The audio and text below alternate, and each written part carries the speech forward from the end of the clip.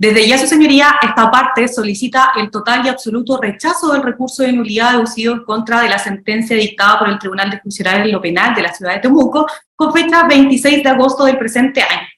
Su señoría, esta parte pasará a analizar brevemente lo que legitimadamente puede revisar respecto a este recurso y, en principio, verificará la causal número 1, su señoría, que es parte del recurso de nulidad. En base a esta causal, su señoría, la defensa lo que indica y ataca es la falta de imparcialidad de los magistrados que compusieron el Tribunal de Justicia en lo Penal. Es así, su señoría, donde las principales argumentaciones de la defensa se basan en publicaciones y actitudes extrajudiciales del magistrado Torres y que dicen relación con publicaciones en sus redes sociales, su señoría, que obedecen netamente al carácter docente y a un proyecto de carácter personal y que es compartido por otros demás colegas dentro del área del derecho, su señoría, y que en definitiva él publicita y especifica separadamente de su rol como magistrado de la República como su rol docente. Es así, su señoría, donde él claramente con publicaciones ejecutadas en el mes de noviembre y septiembre del año anterior a que estos autos fueran conocidos por el Tribunal de Justicia en lo Penal de Temuco, indica claramente su labor como docente y su objetivo netamente tal a través de estas redes sociales, y lo especifica claramente, tanto haciendo mención a la vestimenta propiamente tal que utiliza y al objetivo de estas redes sociales.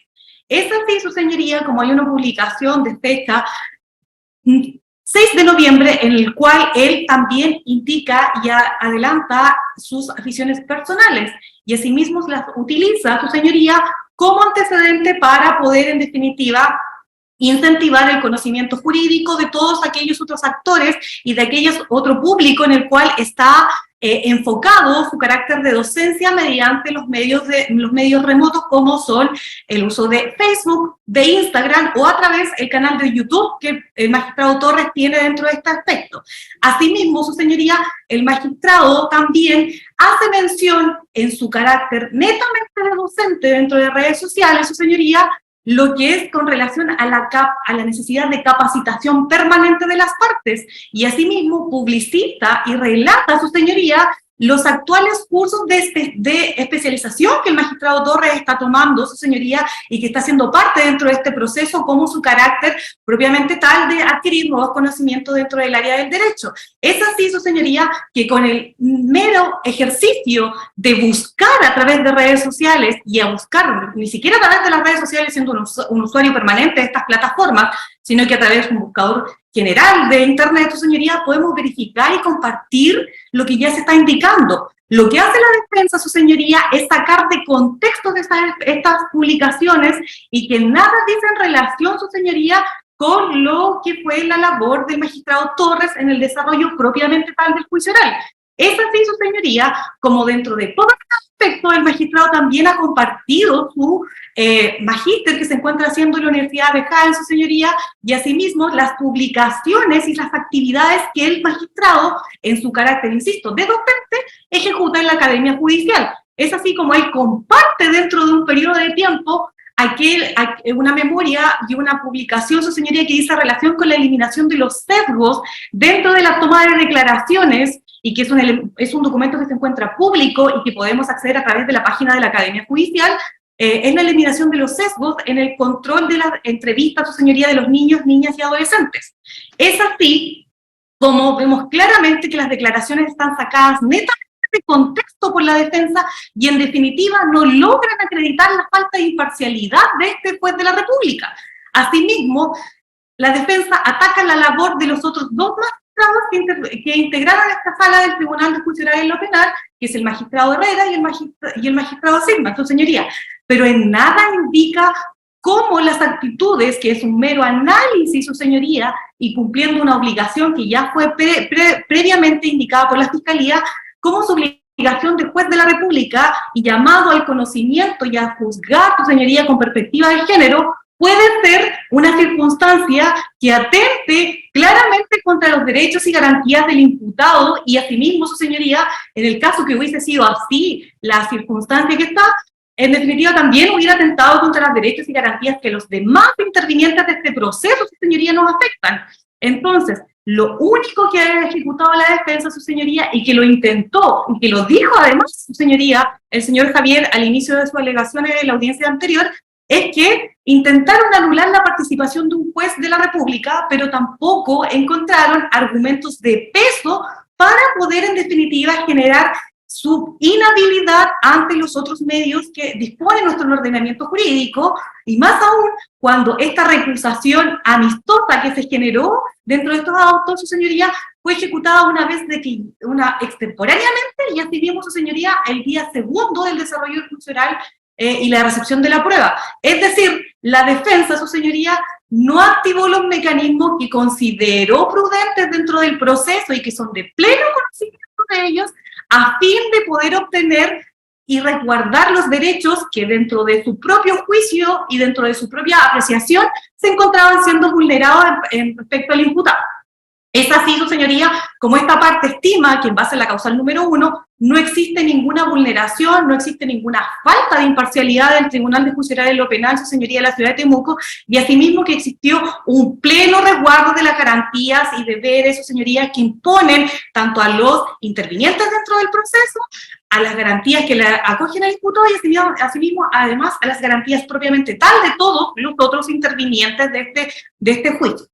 Como siguiente argumento, su señoría, esta parte va a analizar lo que dice relación con la causal número 3 y respecto a la apreciación de la prueba solamente en el hecho 4, que es la cual esta parte tiene legitimidad activa, y en donde la defensa indica que el tribunal ha faltado a su obligación de describir el contenido de las pruebas y asimismo la valoración crítica de cada una de las pruebas rendidas en este proceso. Su señoría, excelentísima, esta parte es clara en indicar que este vicio no existe. La sentencia, si bien es cierto, es una sentencia que es extensa, pero es una sentencia, su señoría, que es muy clara en acoger los puntos comunes de cada uno de estos 7 delitos sexuales por los cuales el señor Pradenas ha sido condenado, analizando los elementos en común de cada uno de estos ilícitos y asimismo separando por acápices de hechos de imputado, análisis de testigos que cada una de las partes querellantes, su señoría, y el Ministerio Público rindió dentro del proceso, valorizando y analizando cómo el testimonio de la víctima, su señoría, se encuentra ratificado y se encuentra valorado de carácter propiamente tal que logra la convicción unánime del tribunal. Su señoría, aquí en ninguna parte y desarrollo de la sentencia existe algún voto disidente, su señoría, o algún elemento que permitiera que la defensa lograra sembrar la duda respecto a las alegaciones que se hicieron y que se comprobaron de manera fehaciente en contra del señor Pradenas, su señoría.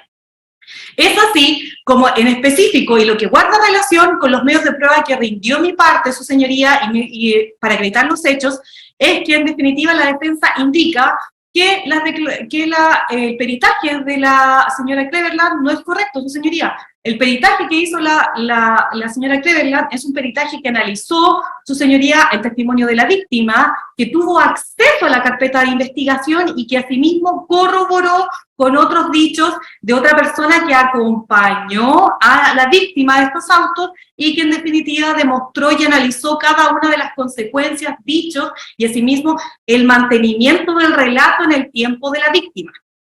Y además, su señoría, la defensa indica en específico en base a uno de los testigos ofrecidos por esta parte, rendido también, y que dice relación con la declaración del señor Álvaro Rodríguez, quien es tío de la víctima de estos autos y así, además, su señoría, tiene el carácter de letrado, es decir, él es abogado. Lo que intentó la defensa en definitiva es restar credibilidad al testimonio que netamente fue un testimonio que se demostró y que se analiza y que se verifica por el tribunal acuo, en el cual se indica la imparcialidad o el testimonio netamente objetivo del señor Rodríguez. Su señoría, el señor Rodríguez, una vez que la víctima le devela los hechos, su señoría la orienta en el sentido de cuáles son sus circunstancias y cuáles son sus probabilidades de accionar dentro del sistema, y en base a esto es que él realiza esta denuncia. netamente en carácter de letrado y asimismo, su señoría, en el carácter y la confianza que a cualquier persona le pesa de asistir y concurrir con un abogado que sea de su confianza. Este es un derecho que no tan solo tiene el imputado, su señoría. Aquí hay algo que se está discutiendo y que es netamente delicado, y es que es la comisión de delitos sexuales, su señoría. En definitiva, ¿quién mejor y qué persona más adecuada para poder orientarla que una persona que es letrada y que asimismo es parte de su familia y que también él indicó que es una persona cercana dentro de este rango? Y además, su señoría, en la defensa también ataca dentro de esta causal el estado de ebriedad de la víctima. Su señoría, todos los delitos que se están conociendo en estos autos y que por los cuales fue condenado el señor Pradenas, su señoría, lamentablemente se basan en contextos en los cuales cada una de las víctimas tenía consumo de alcohol. Un consumo de alcohol que sabemos que inhibió sus capacidades volitivas, su señoría, que es un elemento químico que inhibe su capacidad y que no puede ser un argumento de peso para poder indicar que la víctima no tiene una voluntad para poder expresar o consentir en la esfera sexual, su señoría. ¿Por qué? Porque si adquiriéramos la tesis diversa, netamente estaríamos perpetuando un estereotipo, su señoría, y una circunstancia de desigualdad que existe y que ha existido toda la vida dentro en base a lo que son los delitos sexuales, su señoría. Delitos que atentan no tan solo un bien jurídico que pueda ser de carácter imposible evaluarlo patrimonialmente, es un bien jurídico que es intangible y que afecta la esfera y la indemnidad sexual de las víctimas, su señoría. Por lo tanto, señalar que esta falta de conciencia, su señoría, o estar con el consumo de alcohol no es un elemento que impida o que determine la voluntad de la víctima, es una interpretación que es completamente y absolutamente errada.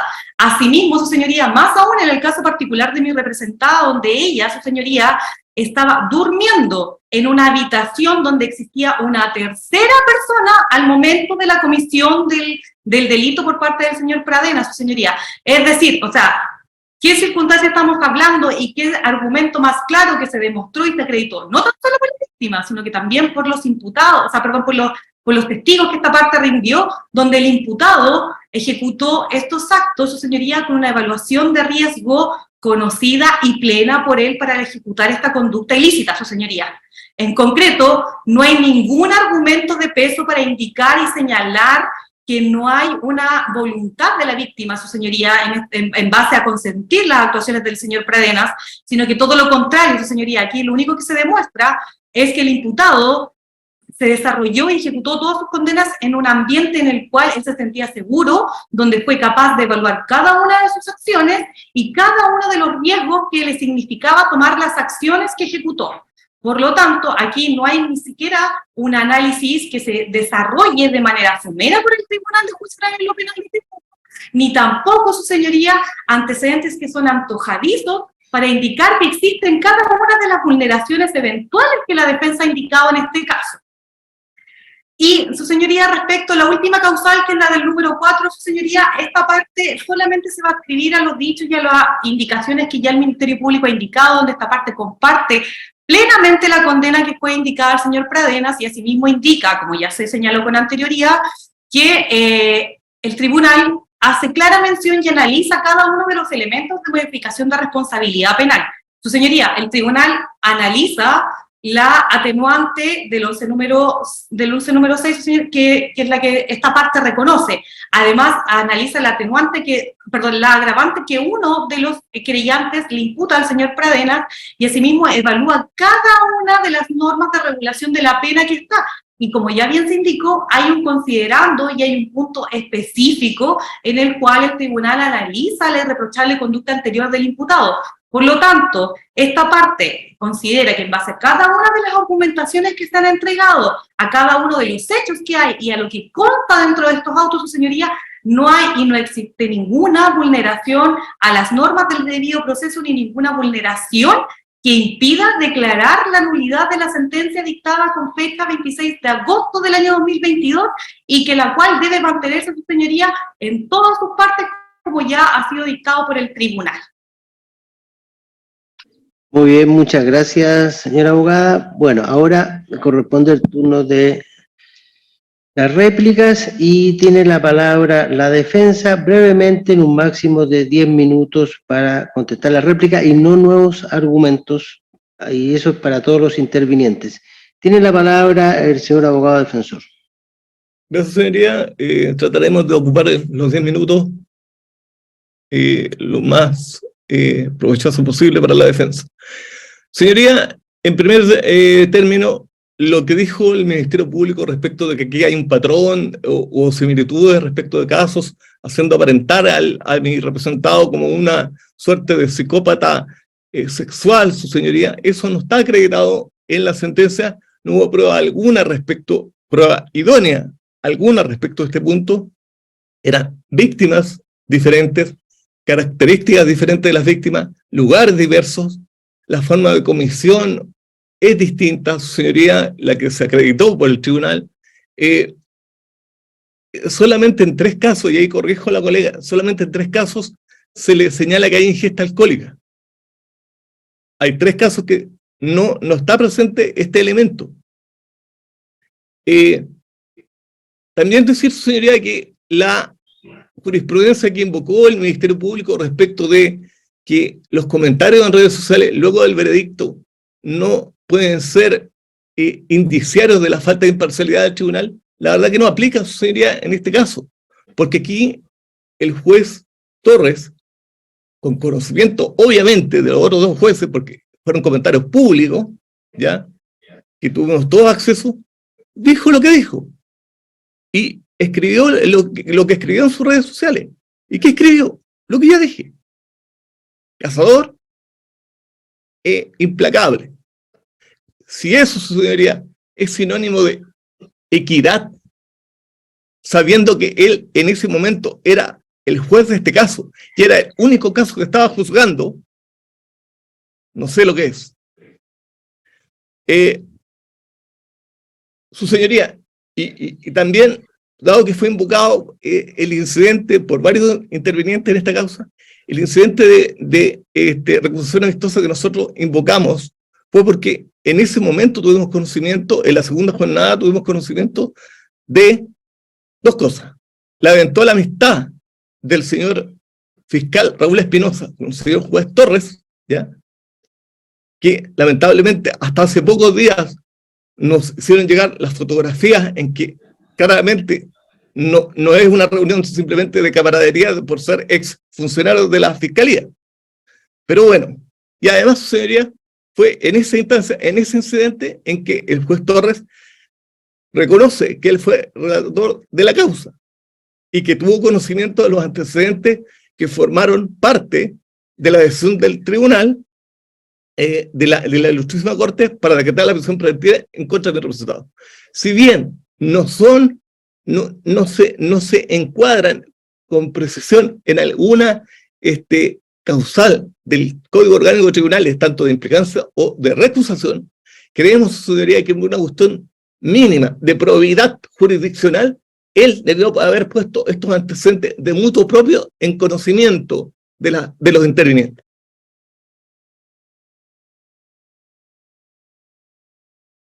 Se muteó, abogado, no lo escuchamos. Abogado. ¿Me escucharon antes o no? Sí. No.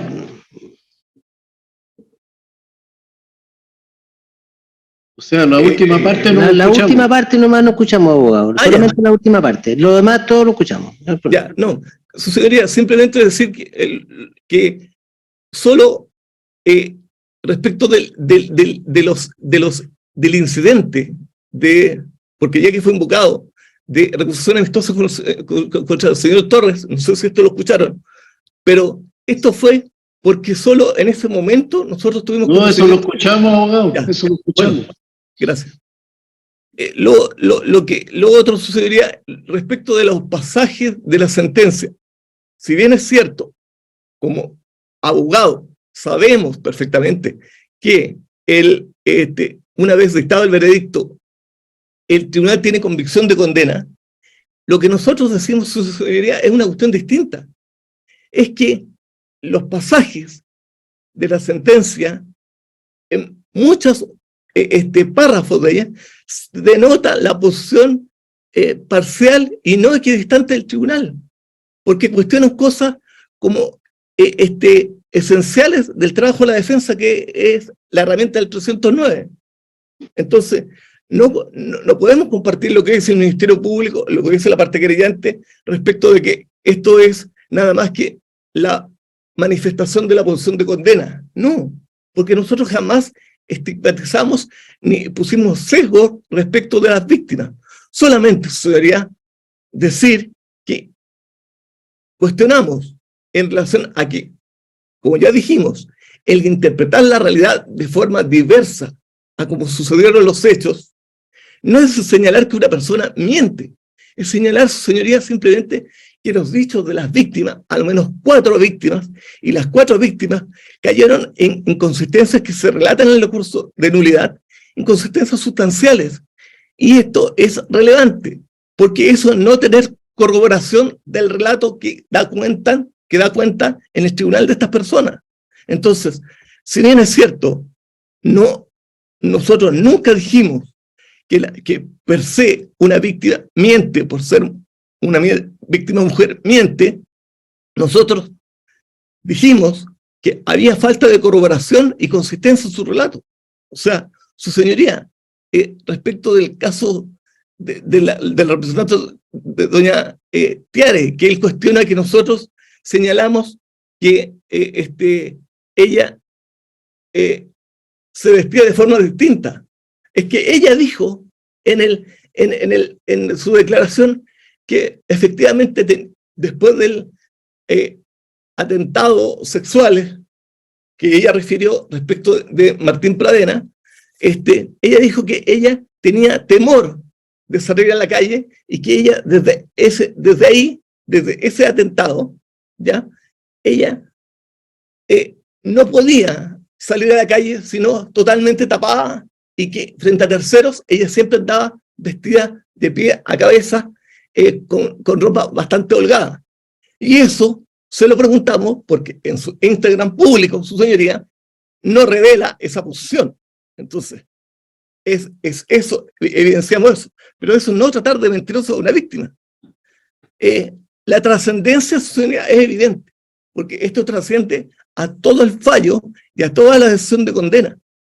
Respecto a la segunda causal, su señoría, o sea, dijo un interviniente el día miércoles que esto de haber incluido a doña Dayana Guzmán era casi baladí, porque esto ya había sido zanjado por la Corte de Apelaciones, pero la Corte de Apelaciones admitió a tramitación una apelación que era inadmisible, su señoría, y la trascendencia de esto está en la página 606 de este fallo, y dice que fue esencial para lograr convicción de condena el testimonio de Dayana Guzmán por el Ministerio Público.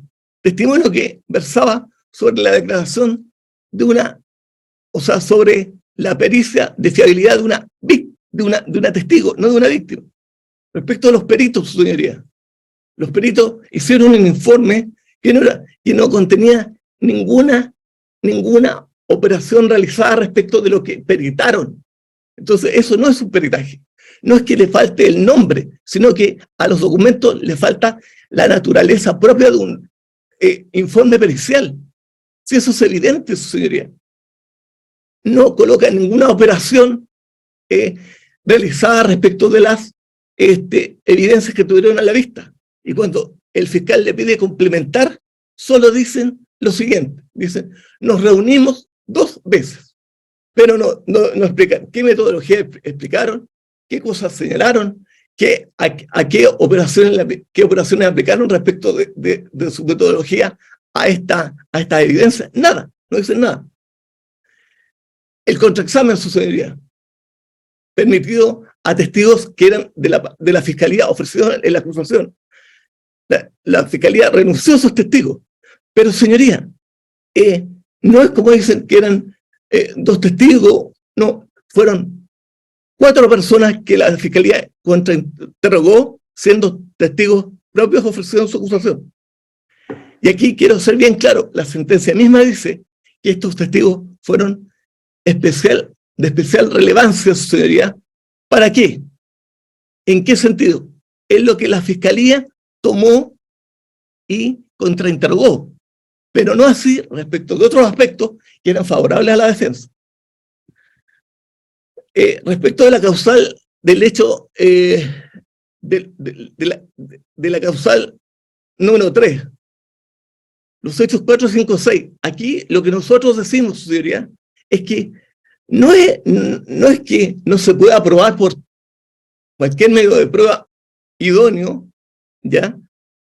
Bajo la libre ponderación de los testimonios y de las pruebas, el estado de ebriedad.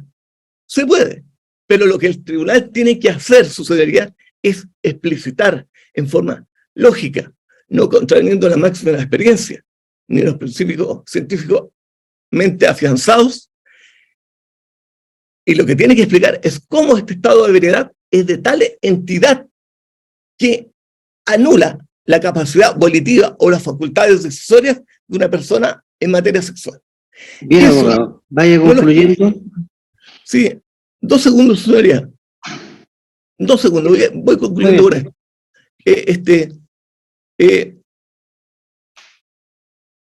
Hay una serie de omisiones de explicitación de lo que los testigos dijeron en la prueba. Tanto así que, como ya dijimos, se decía la palabra completar en la parte expositiva del fallo.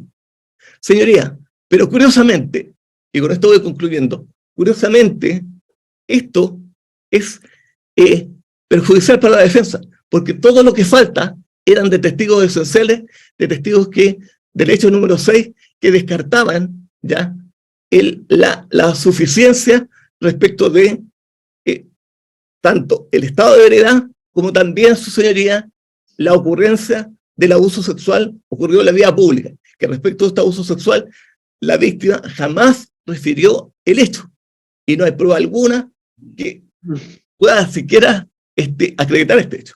Respecto de la última causal, su señoría, solamente diremos que aquí no es como dice el Ministerio Público, que el tribunal hizo este ejercicio de quedarse con la pena de presidio mayor en su grado máximo, desmedio de presidio perpetuo, porque eso no aparece en el fallo. Aquí hay una errónea aplicación del derecho porque no se aplicó el artículo 67 y 69 de forma correcta.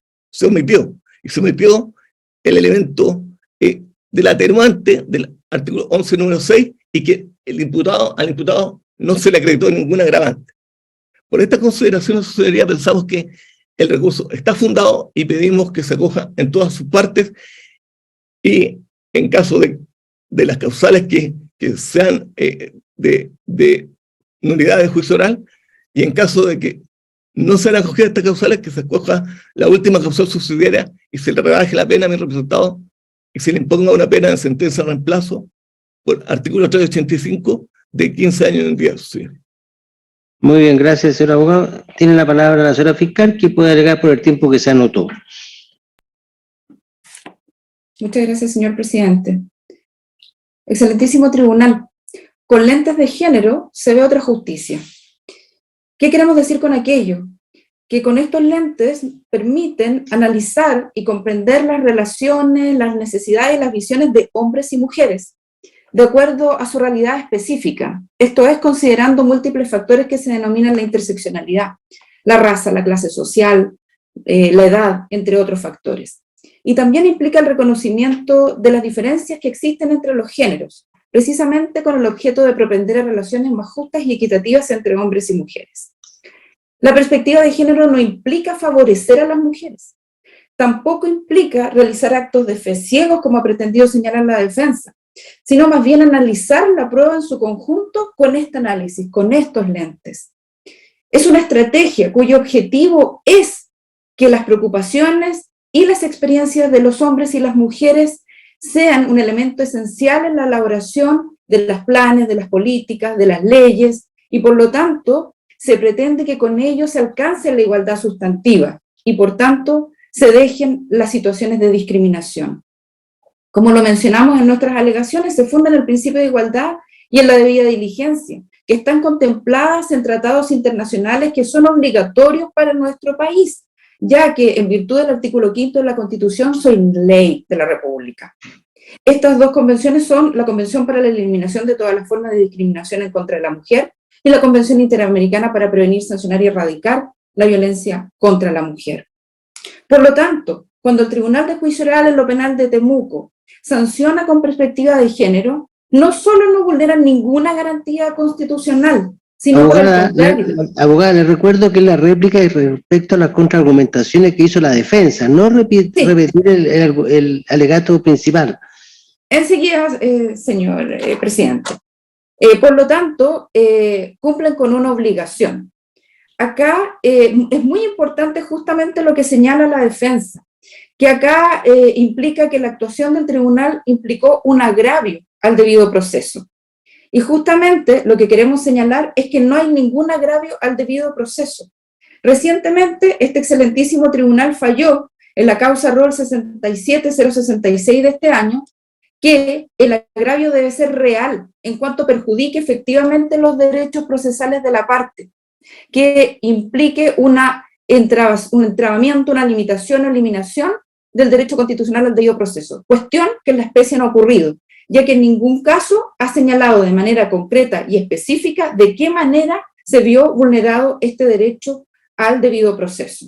Acá acaba de señalar que supuestamente el magistrado Torres Lavé, que apareciera en una publicación con una camiseta que dijera Blade Runner, alusiva a cazador implacable, pero de buenos argumentos, acá claramente no hay nada más que eso. Por lo tanto, no hay ninguna forma ni ninguna explicación que ha dado la defensa en orden a señalar de qué manera se produce una afectación al debido proceso con la sola utilización de una polera alusiva a una película. Ninguna. Tampoco se señala de qué manera supuestamente la sentencia condenatoria del Tribunal de Juicio Oral en lo Penal analizó las actuaciones de la defensa con perspectiva de género. Tampoco. Más aún si estaba obligado el Tribunal de Juicio Oral a identificar estas conductas estereotipadas de la defensa, analizarlas y erradicarlas. Menos aún, tampoco dijo cómo se afectó la garantía constitucional, influyó sustancialmente en los dispositivos del fallo, estas 4 subcausales de la causal segunda, donde más bien se aprecia una estrategia de la defensa para volver a discutir estos aspectos que ya fueron latamente discutidos durante el juicio oral y resueltos en la oportunidad procesal, donde no hay ningún elemento que cumpla con las características de sustancialidad, de gravedad y de trascendencia. Y por último, también respecto de la tercera causal, acá evidentemente hay una diferencia de interpretación entre lo que la defensa ha estado señalando y lo que se señaló durante el juicio, donde claramente el Ministerio Público y la parte querellante tenía una interpretación respecto de la prueba rendida en el juicio. Y por lo tanto, esta es absolutamente ajeno al derecho estricto de este tipo de instancias recursivas.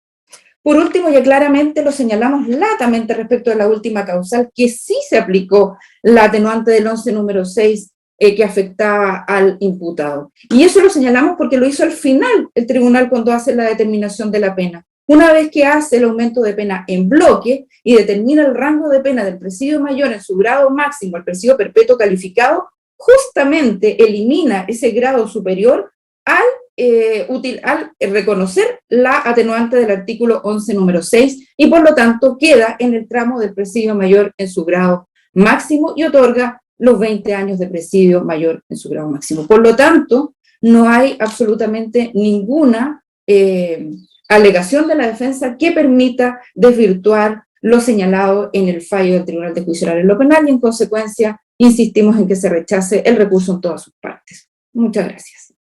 Gracias, señora fiscal. Se le hace presente a los abogados querellantes que ninguno se anotó con réplica, pero el tribunal le va a dar la oportunidad por alegar por 5 minutos si lo estiman conveniente. Abogado Gajardo. Gracias, su señoría excelentísima. Muy brevemente, replico los dichos que en esta ocasión ha efectuado el colega defensor.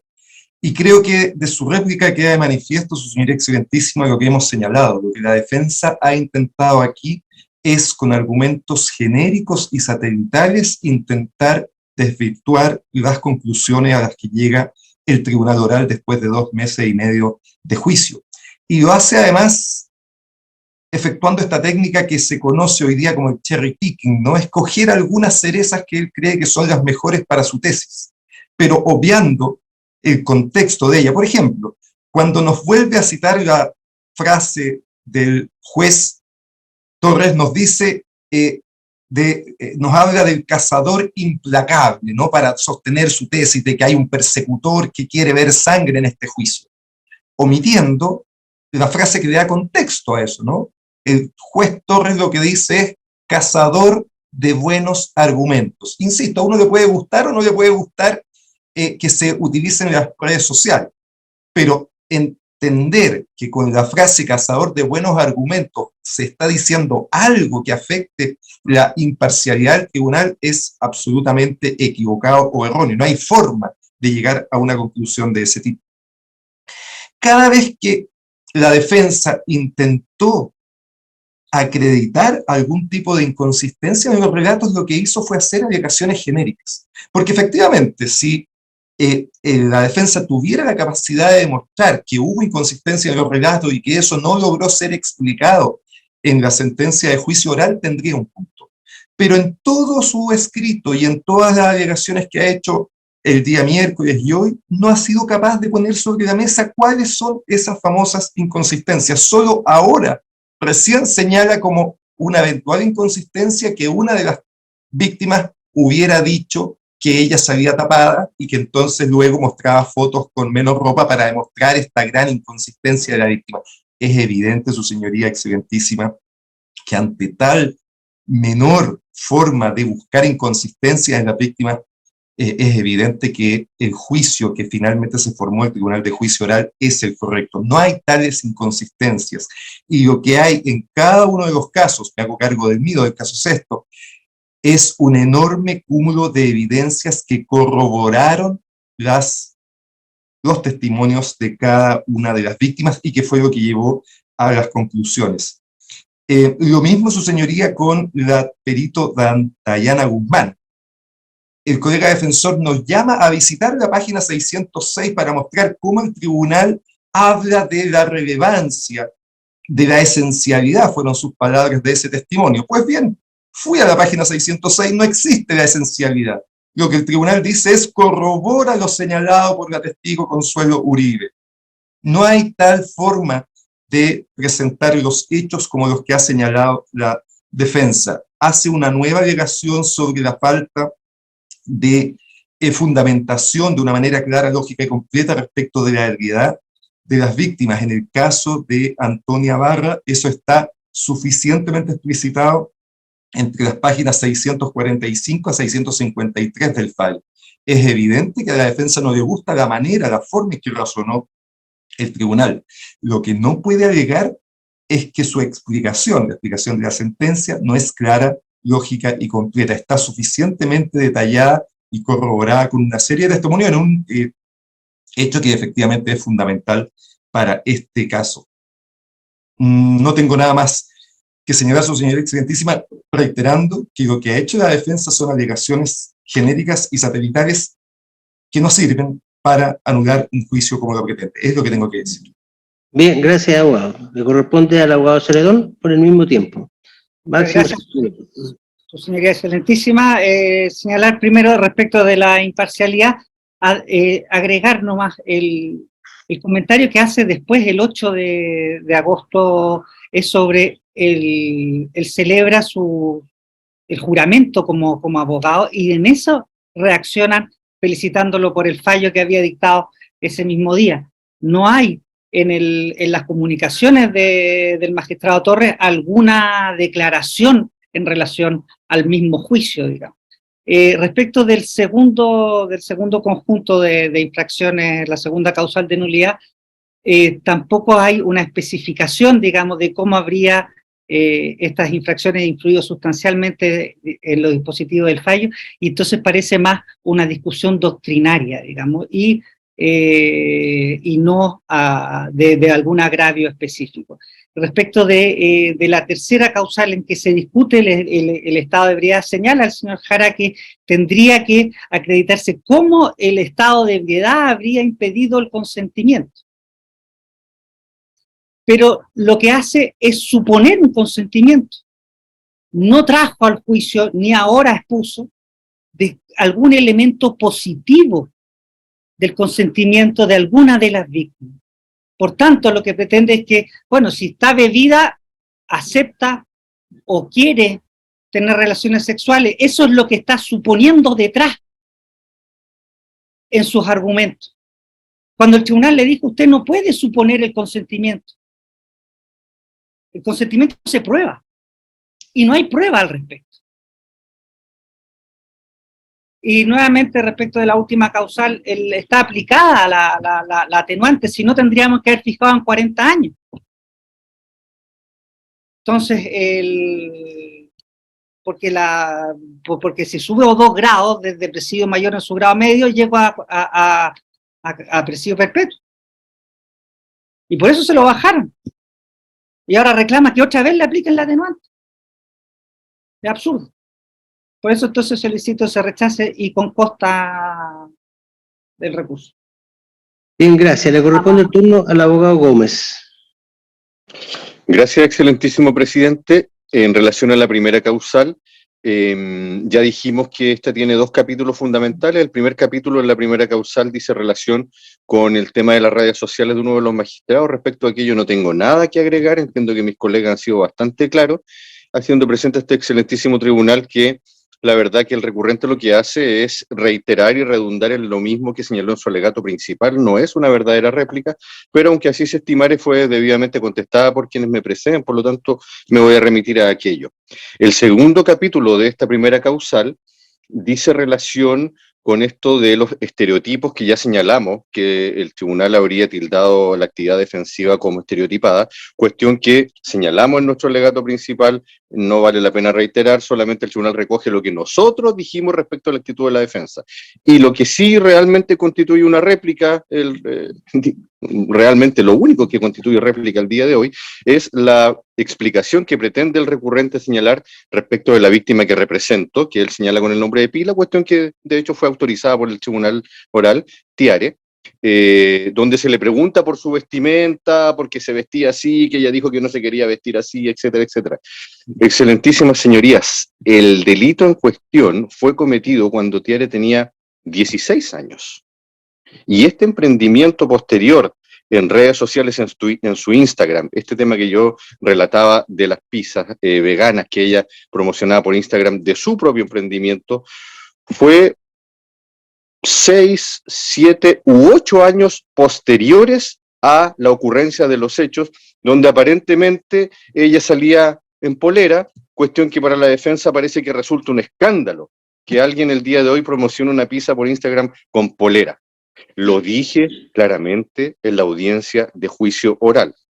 No vamos a poner una letra escarlata en el pecho de la víctima de manera perpetua para que a perpetuidad tengan que vestirse y comportarse como abusadas o violadas para satisfacer los estereotipos y requerimientos de la defensa. No lo vamos a hacer y estamos luchando como abogados, estamos luchando como institucionalidad a nivel nacional y hemos adoptado tratados internacionales para que ello no ocurra nunca más. Porque el abuso sexual se perfecciona de la manera en que el Código Penal señala, no con los requisitos extralegales que pretende incorporar la defensa. Esa cuestión no la vamos a permitir. Respecto de la tercera causal, por cuanto señalamos que la segunda causal no dice relación con no tenemos legitimidad activa. Respecto de la tercera causal, esto de la ausencia total de fundamento en relación al hecho número 2 que represento, la defensa recurrente nada replicó el día de hoy, por lo tanto nada tengo que señalar respecto de la misma. Y en mi checklist solamente está lo que señala él respecto a la cuarta causal en relación a la aplicación del número 6 del artículo 11 y el cálculo de las penas, esta solicitud un poco subsidiaria que hace el recurrente. También ha sido aclarada con bastante claridad respecto de quienes me preceden. No voy a venir yo ahora a reiterarlo cuando ellos lo han señalado con tanta claridad. Por lo tanto, esa es mi réplica, excelentísimo presidente y excelentísimas señorías. Muchas gracias. Muy bien, abogado, gracias a usted. Y por último, la abogada Herrera. Gracias, señor presidente. Bueno, en base al tiempo, lo que han indicado los demás intervinientes, esta parte solamente debe indicar que, en definitiva, la réplica ejecutada por la defensa de su señoría sigue en el mismo tenor, o sea, lanzando argumentos sin peso para, en definitiva, acreditar cada una de las vulneraciones que se denuncian y que, eventualmente, a su juicio, se cometieron en el desarrollo de este juicio oral, su señoría. Para hacer un recurso de derecho estricto, su señoría, existen normas, como se dice, y existen elementos propiamente tales regulados en nuestro sistema jurídico. Aquí el derecho a impugnar una sentencia, su señoría, es un derecho que le existe a cualquiera de las partes dentro de un proceso y a nivel general, y una parte integrante de las garantías propiamente tales del debido proceso, su señoría. Pero eso no quiere decir que cada uno va a interponer un recurso, va a utilizar un medio de impugnación que nuestro sistema acoge y registra netamente por dilatar un proceso, porque sí, su señoría, aquí hay que entregar pruebas y garantías tanto de lo que se está alegando y de lo que se pretende obtener, su señoría excelentísima.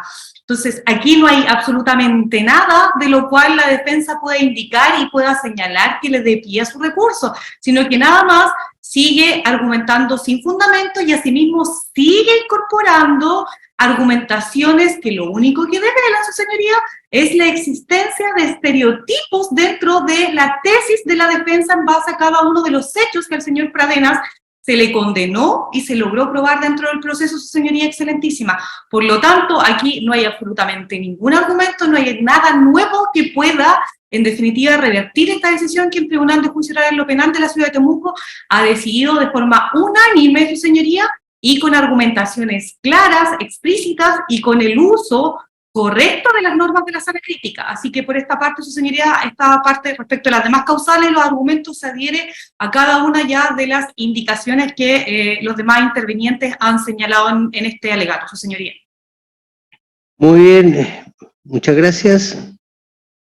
Se dan por terminados los alegatos y se les comunica a los señores intervinientes que la fecha de dictación del fallo que ha de recaer en estos antecedentes le será comunicada con fecha 29 de diciembre próximo. Con ello se da por terminada la audiencia. Muchas gracias. Gracias, Hasta luego, señorías. Hasta luego. Que tengan un buen día. Hasta luego, muchas gracias. Hasta luego.